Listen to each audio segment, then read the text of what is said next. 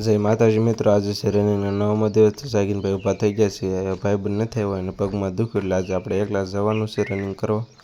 આજે ભાઈબંધ તો નથી આવ્યો એટલે આપણે એકલા આજે દોડવાનું ચાલુ કરી દીધું. પછી 2 કિલોમીટર પૂરું કરીને થોડીક કસરત કરીશું. એટલે આજે અડધે પહોંચી ગયા છે. પછી હવે રનિંગ પૂરું કરીને થોડીક કરીશું કસરત. હવે 2 કિલોમીટર આજ રનિંગ કરી નાખ્યું છે. હવે ધીમે ધીમે થોડોક આપણે હાલીને જાવી છીએ એકાદ દાંતણ લઈને. આપણે 2 કિલોમીટર રનિંગ કર્યું હતું એટલે થોડાક આઘા હતા એટલે આપણી વાડી હતી ભાઈ. તો આપણે ઝાપો ખોલીને આજ વાડી આપણે આંટો મારતા આવી. ત્યાં ભાઈ કપા ને પછી મગફળી, મકાઈ અને મગ ને એવું બધું છે એટલે ઝાપો ખોલી નાખ્યો છે અને આપણે વાડીઓ આંટા મારતા આવી. આ છે ભાઈ વાડી અને આ છે વાડીનો હવાનો નજારો. તો આજ વાડીમાં આપણે જોતા જઈએ કેવું છે ભાઈ. સિંહ બી નથી આવ્યા ને જોતા આવી. તો આપણે દાંતણ લઈને દાંતણ કરતાં જોતા જઈએ છીએ કપા ને એવું બધું. પછી વાડીએ બધું જોઈને મકાઈ છે, મગ છે, સિંગ એ બધું જોઈને પછી આપણે જઈશું ભાઈ થોડી કસરત કરવા. તો આવી ગયા ભાઈ. આ છે સવારનો વાડીનો નજારો અને ભાઈ કપા ઓળો થયો છે અને આપણે વાડી છીએ ભાઈ છેલ્લે લાસ્ટમાં છે એટલે ત્યાં તાર બાંધેલા છે. રોજડા ને ભાઈ ભૂંદરા ને એવું ન આવે એટલે તાર બાંધેલા છે એટલે આપણે તાર છોડવાનો નથી પણ તાર ઉષા કરીને અંદર વહી જવાનું છે વાડીમાં. વાડીમાં આંટો મારીને આવીને હવે આપણે નાળે આવી ગયા છીએ અને રેગ્યુલર જે રોજ કસરત કરવી એક નવી કસરત એવી રીતે અલગ અલગ કસરત કરવાની છે આજથી. તો દોડીને આવ્યા છીએ રનિંગ કરીને અને એટલા માટે થોડી પગની ભાઈ હળવી કસરત કરવી વાળવી. પછી ભાઈ અલગ અલગ આજ કસરત કરવાની છે. રોજ એક નવી કસરત કરતા જવાની છે ભાઈ આપણે. એમ દિવસે દિવસે રનિંગ ને કસરત કરવાની છે. રનિંગ કરીને આવ્યા હતા એટલે પગથી થોડાક ભાઈ રિલેક્સ થઈને હવે આપણે મારીશું પુશઅપ. જે આપણે રેગ્યુલર મારવી છીએ. આજે 15 કા 16 કા 20 આજુબાજુ ભાઈ પુશઅપ મારવાના છે. જેટલા થાય એટલે 4 તો 5 6 7 8 9 10 11 12 13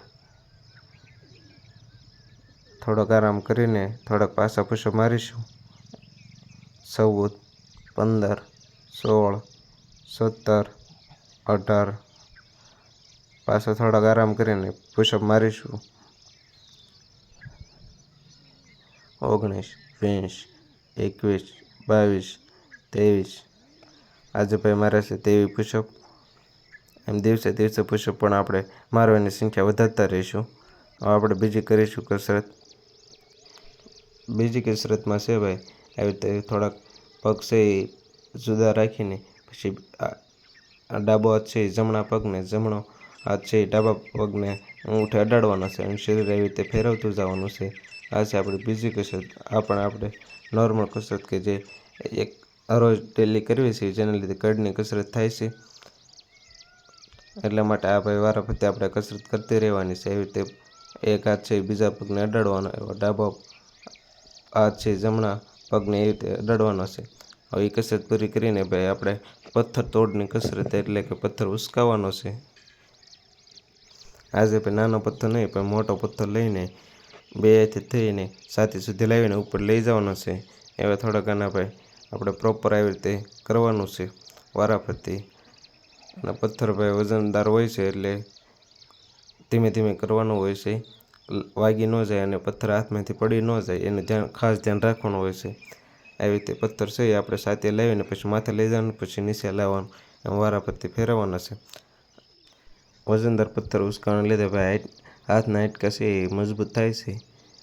એટલા માટે આ આપણે કસરત કરવાની હોય છે. ડેલી કસરત કરવાથી હાથ છે એ ખૂબ મજબૂત થાય છે. એટલા માટે આ કસરત છે એ આપણે રેગ્યુલર કસરત કરવી છે જેના લીધે હાથ મજબૂત થાય. એટલા માટે આજ તો વજનદાર પથ્થર લીધો છે જે આપણે ઉચકાવી છે વારાફરતી. એટલા માટે આ છાતી સુધી લઈને માથે સુધી એવી રીતે લઈ જઈએ છીએ. પથ્થર છે ભાઈ થોડોક મોટો છે એટલે એને થોડોક શેપમાં નથી એટલે પકડવામાં થોડુંક કેવર આવે છે. આપણે નિરાતે કરવી છે એટલે બહુ પ્રોબ્લેમ નથી આવતો. ધીમે ધીમે કસરત કરી નાખવી છે. હવે પથ્થરની કસરત પૂરી કરીને આપણે પછી કરીશું આગલી કસરત. હવે પથ્થરની કસરત તો પૂરી કરી નાખી છે અને આગલી કસરત છે ભાઈ આપણે હાઇટ વધારવાની.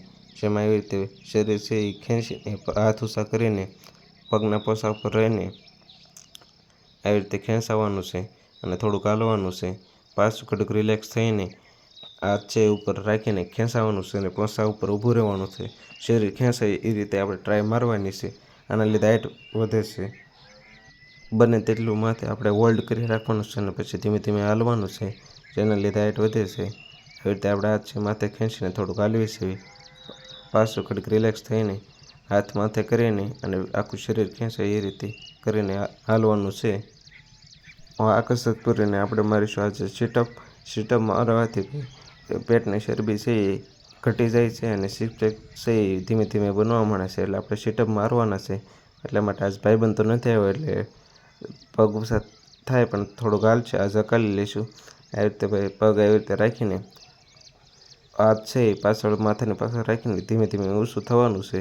જેટલું થાય એટલું ધીમે ધીમે કરવાનું છે, બહુ બળ નથી કરવાનું. અને જેટલા સીટઅપ જેટલા મરાય એટલા જ મારવાના છે, બહુ નહીં મારવાના, કારણ કે વધારે મારવાથી પેટમાં દુખાવો પણ થઈ શકે છે. એટલા માટે આપણે હાથ પાછળ રાખીને આવી રીતે રાખવી છે અને ગોઠણ અડાડવી છે. થોડાક પગ ઊંચા થાય પણ હાલ છે, આજ ભાઈબંધ નથી આવ્યો એટલે આવી જ રીતે ભાઈ અલગ અલગ કસરત આપણે કરીશું હવે આગલા વિડીયોમાં.